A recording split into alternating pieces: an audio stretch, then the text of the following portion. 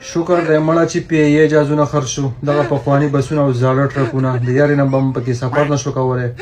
ټیکټ به هم د یارې نه شو اخیستی داسې کباړه او داسې سیټونه به وو چې لاندې نه به سړی خوږه و ملا به د سړي خوږېده زه پکې په زندګۍ کې یو پیر تلی یم او توبه مې ترې وښکلې ده پوه شوې شکر دی چې دا هر څه خرڅېږي او د پی خرڅ شو که نور څه نه پرایویټ به شي دغه چا چې اخیستي دي دا جازونه مازونه به صحیح کړي رنګ روغن به له ورکړي دا سیټونه ویټونه به ورله نوي کړي خامخا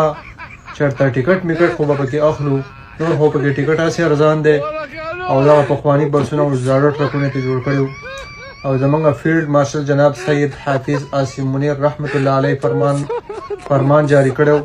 چې ملک چې کوم دی اونچی اڑان کی طرف ملک په اسمان کې روان دی په اسمان کې د خیره سره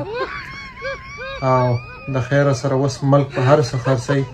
دا وړتیانو مردیانو باندې دا ګولونه مالونه لګولي دا پیتې میتې او دا سکې میکې او دا 1 روپۍ او 2 روپۍ او 8 او چوانې او دغه خرڅ کوي پوه شوې ملک ته پیسې راوړئ ملک ته تاسو به دې ځای له جزیرې اخلئ الله تباه و برباد کړه